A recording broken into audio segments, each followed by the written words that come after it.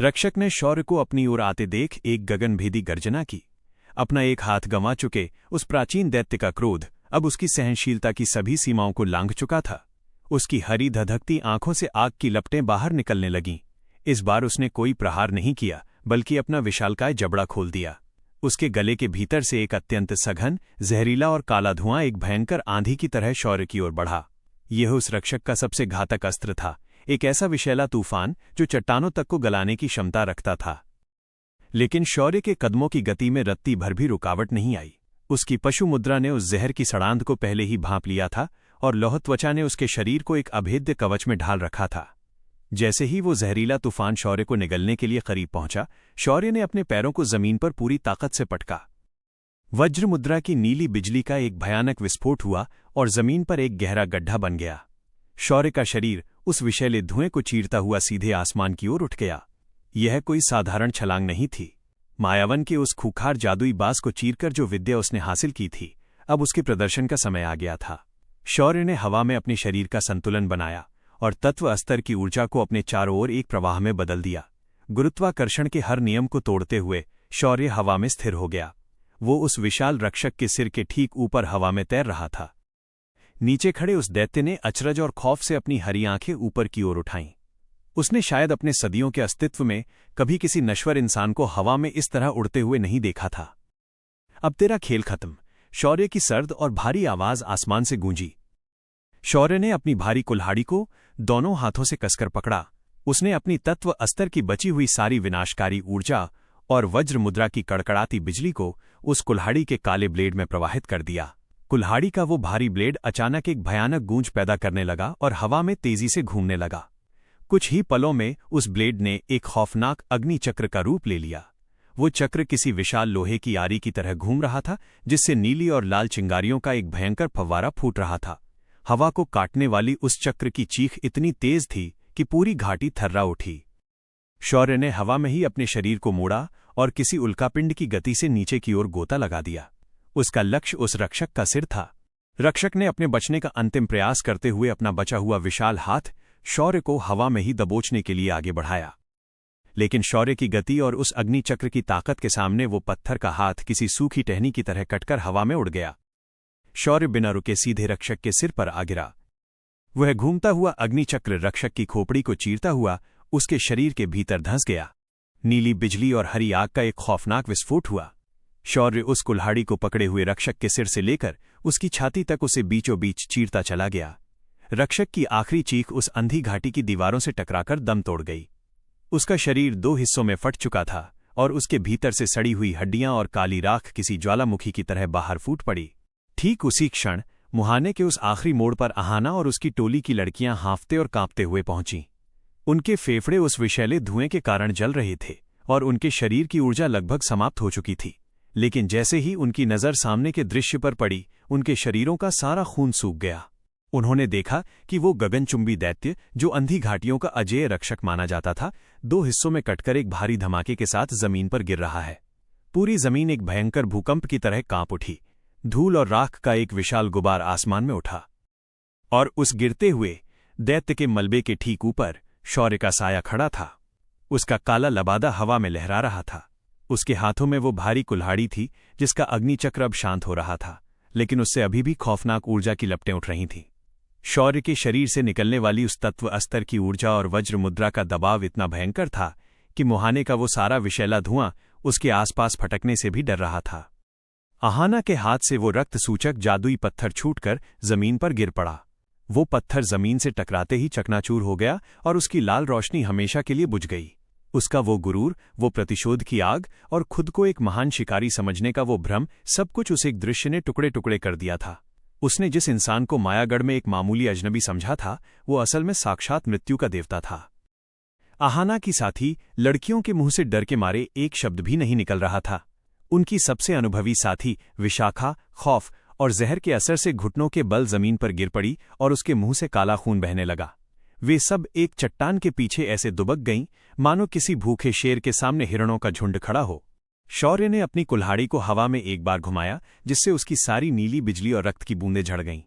उसने कुल्हाड़ी को अपनी नीली आयामी अंगूठी के संपर्क में लाया और वो भारी हथियार हवा में ही लुप्त हो गया।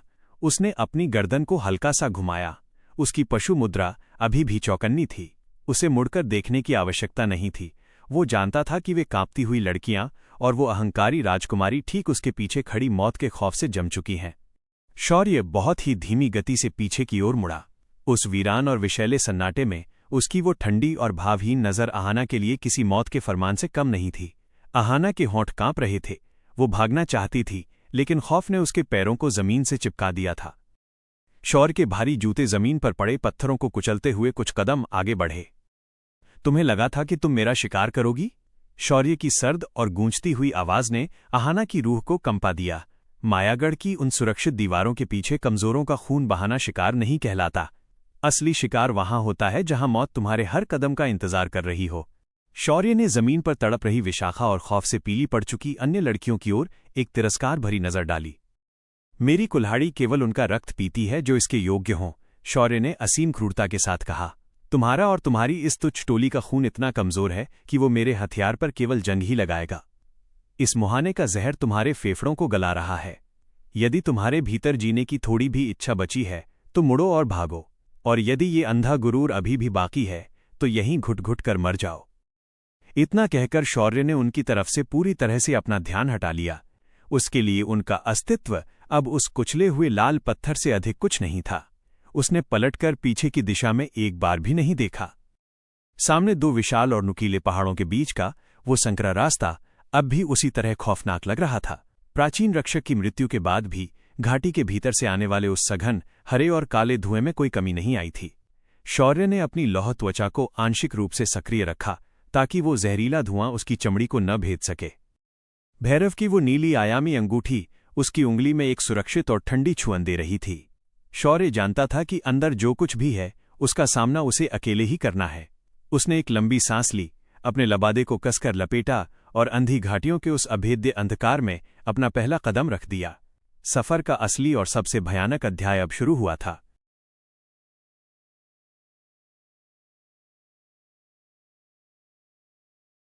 अंधी घाटियों के उस संकरे और खुरदरे मुहाने को पार करते ही दुनिया का हर नियम, हर रंग और हर ध्वनि पीछे छूट गई। वो स्थान किसी ऐसे मृत पाताल की तरह था जहां सदियों से सूर्य की एक भी किरण ने प्रवेश करने का साहस नहीं किया था। बाहर का वो मटमैला उजाला कुछ ही कदमों के बाद एक ऐसे घुप, दमघोंटू और असीमित अंधकार में बदल गया जिसे आंखों से भेद पाना किसी भी इंसान के लिए असंभव था। ये अंधकार केवल एक छाया नहीं थी, ये एक ऐसा भारी और सघन आवरण था जो शरीर से टकराता हुआ महसूस होता था। शौर्य के जूतों के नीचे की कठोर पथरीली जमीन अब एक दलदली, चिपचिपे और सड़े हुए मांस जैसी सतह में परिवर्तित हो चुकी थी। हवा में तैरने वाली उस विषैली धुंध का रंग अब दिखाई तो नहीं दे रहा था, लेकिन उसकी सड़ांध और उसका जानलेवा प्रभाव कई गुना बढ़ चुका था। वो धुआं अब केवल फेफड़ों को ही नहीं, बल्कि सीधे चमड़ी को गलाने का प्रयास कर रहा था। हवा में एक हल्की सी फुफकार थी, जैसे वो धुंध कोई जीवित परजीवी हो जो शौर्य के शरीर में घुसने के लिए सुराग ढूंढ रहा हो। लेकिन शौर्य पहले से ही इस खौफनाक स्वागत के लिए तैयार था। उसने अपनी श्वास को अत्यंत धीमा कर लिया और अपने तत्व स्तर की ऊर्जा को अपने रोम रोम में प्रवाहित कर दिया। उसकी लौह त्वचा अब आंशिक रूप से नहीं, बल्कि अपनी पूरी क्षमता के साथ जागृत हो चुकी थी। उसकी चमड़ी, उसकी मांसपेशियां और उसकी हड्डियां किसी प्राचीन और अभेद्य धातु में ढल चुकी थीं। विषैली धुंध की वे नमी भरी बूंदें जब शौर्य की त्वचा से टकरातीं तो वे एक हल्की सी छन्न की आवाज के साथ भाप बनकर उड़ जातीं, जैसे पानी किसी गर्म तवे पर गिर रहा हो। इस घाटी का ये सबसे बड़ा हथियार शौर्य का कुछ नहीं बिगाड़ पा रहा था। आंखों का कोई उपयोग न देखकर शौर्य ने अपनी पलकें मूंद लीं।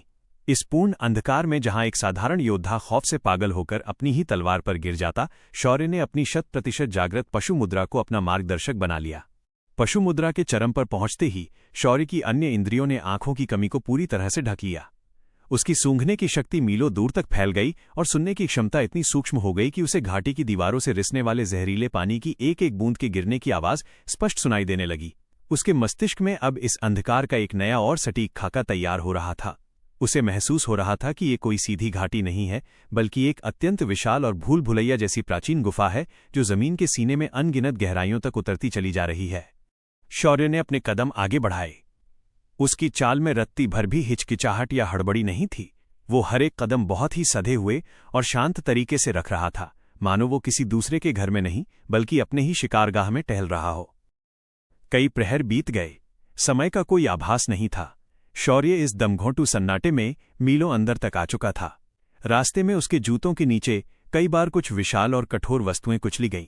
अपनी सूंघने की शक्ति से उसने तुरंत पहचान लिया कि ये कोई पत्थर नहीं, बल्कि उन विशालकाय और अज्ञात जानवरों के कंकाल थे जो शायद सदियों पहले यहां रास्ता भटक कर आ गए थे और इस विषैली धुंध का ग्रास बन गए थे। उनकी हड्डियों को जहर ने इस कदर खोखला कर दिया था कि वे शौर्य के जूतों के नीचे सूखी टहनियों की तरह चटक रही थीं। भैरव की वो नीली आयामी अंगूठी उसकी उंगली में एक मध्यम शीतलता बनाए हुए थी, लेकिन उस प्राचीन आत्मा की कोई चेतना शौर्य को महसूस नहीं हो रही थी। वह इस अथाह गहराई में पूर्ण रूप से अकेला था। तभी शौर्य के कदम अचानक रुक गए। उसकी पशु मुद्रा ने एक झटके से उसे चेतावनी दी। हवा के दबाव में एक बहुत ही मामूली सा परिवर्तन हुआ था और सड़ी हुई वनस्पति की उस निरंतर गंध के बीच एक नई गंध तैरती हुई उसकी नाक तक पहुंची। ये गंध पुरानी या मृत नहीं थी।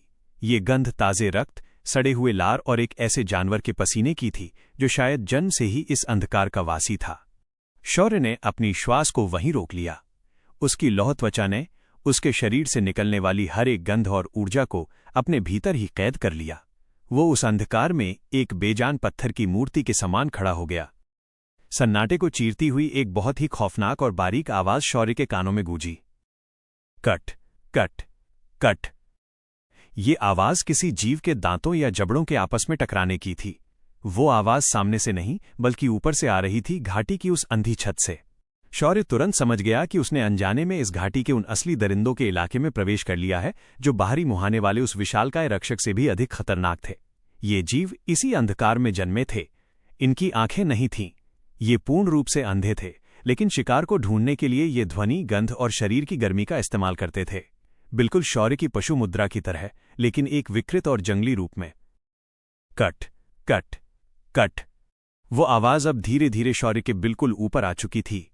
वो जीव जो भी था वो गुफा की उल्टी छत से चिपका हुआ था और नीचे की हलचल को भांपने का प्रयास कर रहा था। शौर्य ने अपना बायां हाथ हल्का सा घुमाया।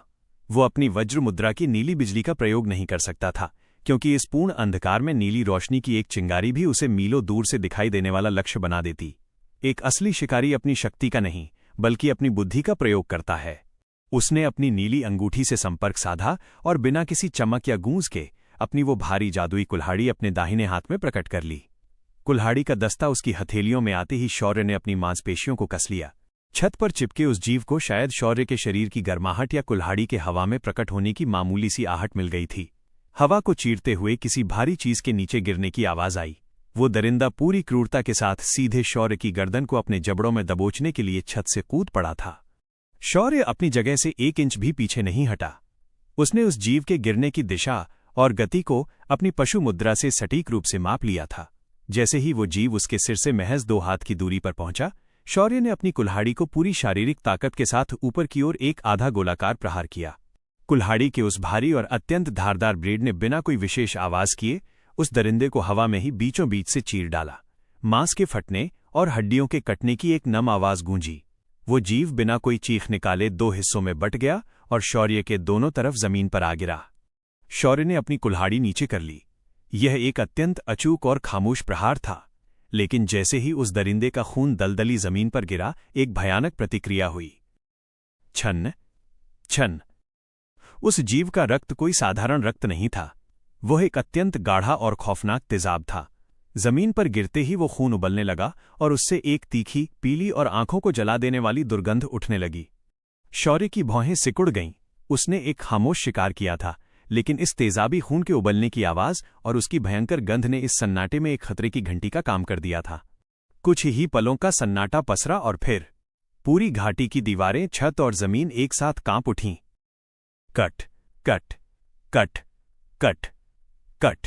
ये आवाज अब 1 या 2 नहीं थी। ये आवाज सैकड़ों की संख्या में थी। अंधी घाटियों के इस अथाह अंधकार में हर दिशा से वो खौफनाक आवाज गूंजने लगी। उस तेजाबी रक्त की गंध ने पूरे झुंड को, उस पूरे दरिंदों के साम्राज्य को जगा दिया था।